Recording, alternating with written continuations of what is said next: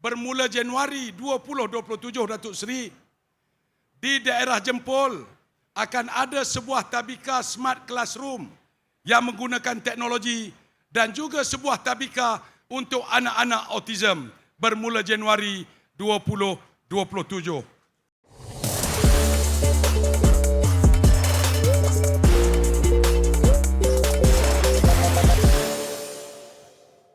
Hasil daripada gagasan besar dan keyakinan ibu bapa terhadap pelaksanaan program di Kemas ini, selain daripada Pratafis, kita juga mempunyai Smart Classroom.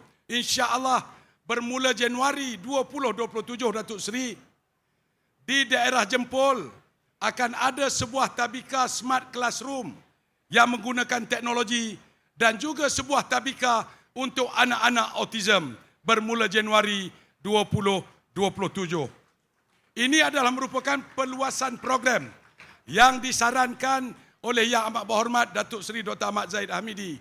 Kerana bagi beliau, anak-anak di luar bandar tidak harus ketinggalan daripada memperolehi dan menikmati pendidikan berteknologi tinggi dan juga untuk anak-anak autism.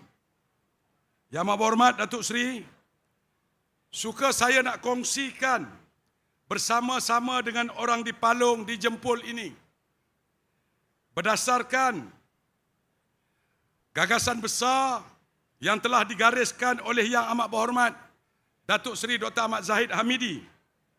Tabika Kemas hari ini telah pun melaksanakan program Pratafis seperti anak-anak yang kita lihat tadi mengalunkan surah Al-Fatihah. Yang kita dengar tadi itu adalah merupakan sebahagian daripada 140,000 anak-anak BIKA di seluruh negara yang mengikuti program Pratafis. Alhamdulillah, sehingga ke hari ini, sebanyak 8,900 kelas tabika kemas di seluruh negara telah melaksanakan program Pratafis. Setelah 55 tahun, alhamdulillah, jumlah itu telah meningkat kepada 10,538, selain daripada ada 570 kelas-kelas untuk anak-anak taska yang berusia 2 hingga 4 tahun. Keyakinan ibu bapa terus kukuh bersama dengan Kemas.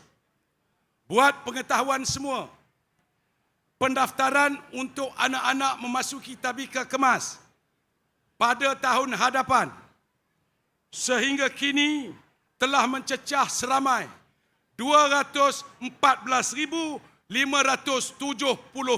orang, iaitu bagi kanak-kanak yang berusia 4 hingga 6 tahun untuk memasuki tabika kemas dan 17,688 permohonan kanak-kanak berusia 2 dan 4 tahun bagi memasuki tabika kemas, menjadikan jumlah keseluruhan anak-anak yang mendaftar untuk mengikuti pendidikan awal di tabika dan taska kemas seramai 232,263 permohonan. Alhamdulillah. Bagi saya, bagi kami di Kemas, jumlah 232,263 permohonan ini bukan sekadar angka atau statistik. Ia adalah manifestasi teguhnya kepercayaan dan keyakinan ibu bapa terhadap kualiti pendidikan awal kanak-kanak yang kami tawarkan. Lonjakan permohonan ini juga adalah bukti kejayaan pendekatan yang berpandangan jauh yang telah digagaskan oleh Yang Amat Berhormat Datuk Seri Dr. Ahmad Zahid Hamidi.